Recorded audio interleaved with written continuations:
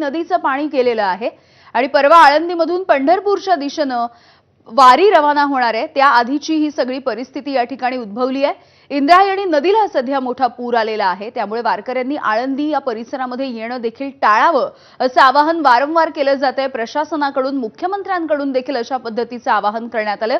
आषाढी वारीच्या आधी जिल्हा प्रशासनानं हे आवाहन केलंय। आळंदीमधली ही दृश्य जर आपण बघितली तर चारही पूल सध्या पाण्याखाली गेल्याची स्थिती आहे।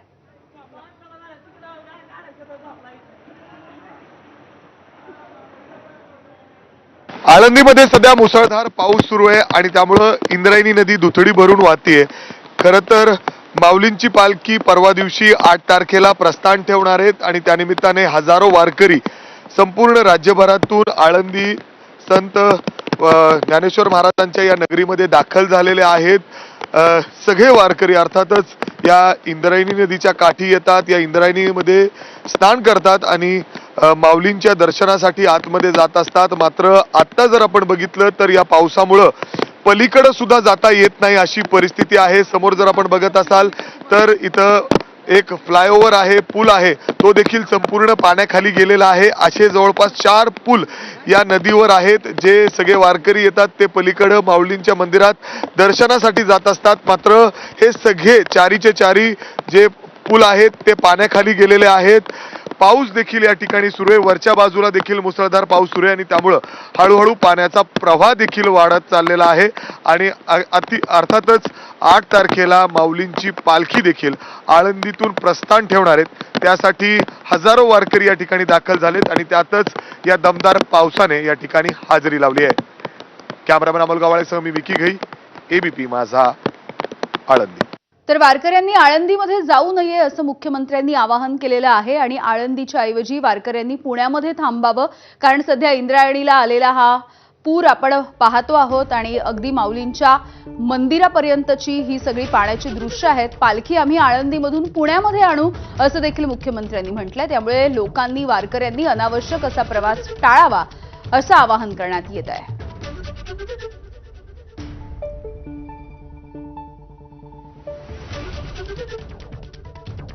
वारी सुरू होते, वारीच्या निमित्तानेही खूप मोठ्या प्रमाणात अतिवृष्टीमुळे इंद्रायणीवरचे 4ही पूल जे आहेत हे पाण्याखाली चाललेले आहेत।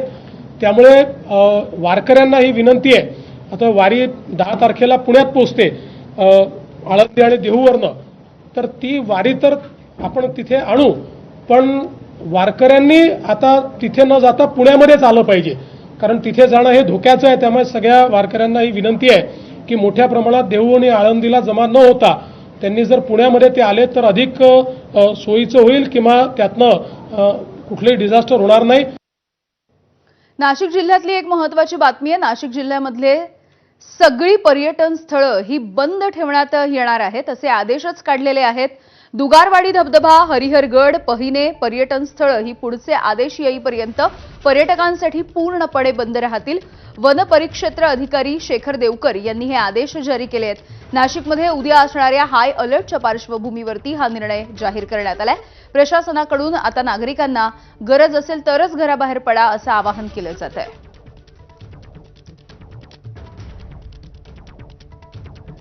कृष्णा आणि पंचगंगा नद्यांच्या पाण्याच्या पातळीमध्ये देखील मोठी वाढ होतीये। सांगलीमध्ये मुसळधार पाऊस कोसळतोय आणि इथले रस्ते देखील पाण्याखाली गेले। नदीकाठावरच्या गावांना सतर्कतेचा इशारा देण्यात आला।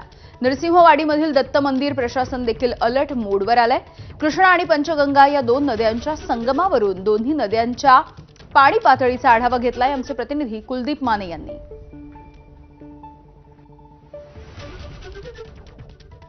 पंचगंगा आणि कृष्णा या 2 नद्यांचा संगम ज्या ठिकाणी होतो त्या नरसिंहवाडीमध्ये सध्या आपण आहोत आणि ही जो समोर आपण पाहतोय याच ठिकाणी या 2 नद्यांचा संगम दिसून येतो। या बाजूने जी वाहते ती पंचगंगा नदी आहे। पंचगंगा नदीचा जो पाण्याचा प्रवाह आहे तो अधिक दिसतोय, कारण कोल्हापूर जिल्ह्यामध्ये मुसळधार पाऊस झालेला आहे आणि या बाजून कृष्णा नदी या ठिकाणी वाहते आहे। कृष्णा आणि वारणा या 2 नद्यांचा संगम होऊन या ठिकाणी या कृष्णा आणि पंचगंगा या ठिकाणी दोन्ही नद्या नरसोबावाडीमध्ये या ठिकाणी संगम होतो। ज्या पद्धतीनं या 2 नद्यांच्या पाणलोट क्षेत्रामध्ये पाऊस झालेला आहे आणि वारणा नदीच्या पाणलोट क्षेत्रामध्ये पाऊस झाला आहे, त्यामुळं या 2 नद्या ठिकाणी जे पाण्याची पातळी आहे नद्यांची ती झपाट्याने वाढलेली आहे आणि त्यामुळं नरसोबावाडीमधील जे दत्त मंदिर नदीकाठचा परिसर आहे त्या ठिकाणचा आपण जर बराचसा जो भाग पाहिला तर आता पाण्याखाली आहे, सभा मंडपापर्यंत पाणी पोहोचलेलं आहे। त्यामुळं दत्त मंदिर प्रशासन देखील अलर्ट झालं। या ठिकाणी नदीकाठचा जो काही परिसर आहे, या ठिकाणचे जे काही साहित्य आहे हे साहित्य प्रशासनानं हलवलेलं आहे। लोकांना या ठिकाणी येऊन दिलं जात नाहीये। बोटी देखील एका बाजूला घेतलेल्या दिसून येत आहेत। पंचगंगाचा जो पाण्याचा जो प्रवाह आहे तो अधिक दिसून येतोय, त्यामुळं या ठिकाणची संपूर्ण यंत्रणा आपल्याला अलर्ट असल्याचं दिसून येत आहे। कॅमेरा पर्सन योगेश सोबत कुलदीप माने, एबीपी माझा, नरसोबावाडी, कोल्हापूर। सातारा जिल्ह्यामधल्या पश्चिम घाट परिसरामध्ये मुसळधार असा पाऊस पडतोय। कोयना धरणामध्ये गेल्या 24 तासात 7.5 टीएमसी पाणीसाठा वाढलाय, तर कराड तालुक्यामधल्या खोडशी बंधाऱ्याच्या सांडव्यावरून पाण्याचा विसर्ग सुरू झालाय। कोयना कृष्णा नद्यांच्या पाण्याच्या पातळीमध्ये मोठी वाढ होतीये।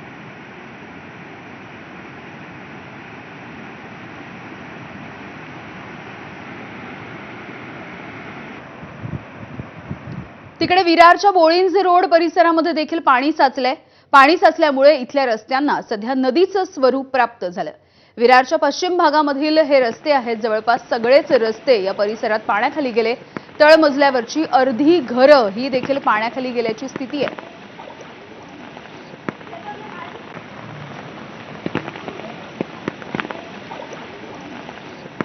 तर वसई, नालासोपारा, विरार बहुतांश या सगळ्या परिसरामध्ये अशीच स्थिती बघायला मिळते।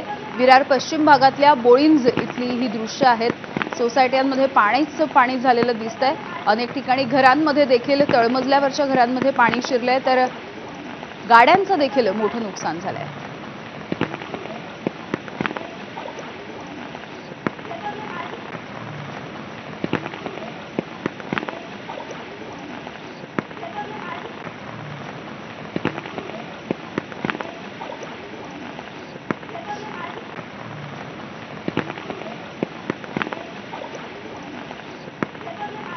वसईमधल्या विश्वकर्मा नगर परिसरामध्ये देखील मुसळधार पावसामुळे मोठ्या प्रमाणावरती पाणी साचलं, त्यामुळे इथलंही जनजीवन विस्कळीत झालं। घरामध्ये पाणी शिरल्यामुळे जीवनावश्यक वस्तूंचं देखील मोठं नुकसान झालंय, तर छोटे दुकानदार जे आहेत त्यांचं देखील मोठं नुकसान झालेलं दिसतंय। विरारच्या नंतर वसईमधली ही दृश्य आपण बघतोय। सकाळी 10 वाजल्यापासून अशीच काहीशी परिस्थिती वसई, विरार या सगळ्या भागात दिसून आली आहे। पालघर जिल्ह्यामध्ये मुसळधार पावसानं थैमान घातलेलं आहे। सध्या अति मुसळधार अशा पावसाला देखील सुरुवात झाली आणि या सगळ्याचा परिणाम म्हणून जिल्हाभरामधील नदी आणि नाले हे ओसंडून वाहत आहेत। काही नद्यांनी आपली धोक्याची पातळी ओलांडलेली आहे। नदीकाठावरच्या गावांमध्ये पाणी शिरतंय। मुंबई अहमदाबाद राष्ट्रीय मार्गाशेजारून खानिवडे इथून वाहणारी तानसा नदी ही देखील दुथडी भरून वाहतीये। धोक्याची पातळी तिनं देखील ओलांडली आहे। आजूबाजूच्या गावांमध्ये पुराचं पाणी शिरायला सुरुवात झाली। याचा आढावा घेतलाय आमचे प्रतिनिधी संतोष पाटील यांनी। पालघर जिल्ह्यात मुसळधार पावसाने अक्षरशः थैमान घातलेला आहे। अगदी काल रात्रीपासून सुरू झालेला पाऊस आता मोठ्या प्रमाणात जोर धरू लागला आहे। एकूणच पाहायला गेलं त्याचा परिणाम म्हणून जिल्ह्यातील नदी नाले आहेत ते मोठ्या प्रमाणात ओसंडून व्हायला लागलेले आहेत, तर काही नद्यांनी धोक्याची पातळी ओलांडलेली आहे। मी सध्या तानसा नदीच्या किनारे आहे। आपण समोर बघू शकतो की तानसा नदी आता दुथडी भरून व्हायला लागलेली आहे। अगदी त्या नदीने धोक्याची पातळी ओलांडलेली आहे। आजूबाजूच्या गावांमध्ये सुद्धा पाणी शिरल्याची माहिती इथे मिळालेली आहे। आपण बघाल तर अगदी तानसा नदी आणि त्याचा आजूबाजूचा परिसर हा एकरूप झालेला आपल्याला पाहायला मिळतो। एकूणच पाहायला गेलं तर हा मुसळधार पाऊस जो सुरू आहे त्यामुळे नदी नाल्या जे आहे ते ओसंडून वाहत आहेत आणि ते गावांमध्ये पाणी शिरल्यामुळे काही घरांमध्ये सुद्धा पाणी गेलेलं आहे आणि नागरिकांच्या जे जीवनावश्यक वस्तू आहेत त्यांचं सुद्धा मोठ्या प्रमाणात नुकसान झालेलं आहे। आणि हा पाऊस आहे तो आताही मुसळधार सुरू आहे आणि पुढेही मुसळधार सुरू राहण्याची शक्यता जी आहे ती हवामान खात्याकडून वर्तवण्यात आलेलं आहे। अगदी पालघर जिल्ह्यात पाहायला गेलं तर केळवा असू द्या, सफाळे असू द्या, वैतरणा असू द्या, वसई विरार असू द्या किंवा वाडा, डहाणू ह्या भागात सुद्धा मुसळधार पावसाने आता हजेरी लावलेली आहे आणि जे प्रशासनाकडून आता नागरिकांना आवाहन करण्यात येत आहे की अगदी सतर्क राहण्याचं आवाहन आहे जे करण्यात येत आहे। तर एनडीआरएफचे टीम सुद्धा जिल्ह्यामध्ये दाखल झालेले आहेत। काही ठिकाणी बचाव कार्य सुद्धा सुरू झालेले आहे। मात्र हा पाऊस मुसळधार पडणार असण्याची शक्यता हवामान खात्याकडून आता वर्तवण्यात आली आहे। कॅमेरामन शैलेशसह मी संतोष पाटील, एबीपी माझा, पालघर। नाशिक जिल्ह्याला ढगफुटी सदृश्य पावसाचा अलर्ट देण्यात आलाय आणि या संदर्भात नाशिकचे जिल्हाधिकारी आयुष प्रसाद बोलतायत।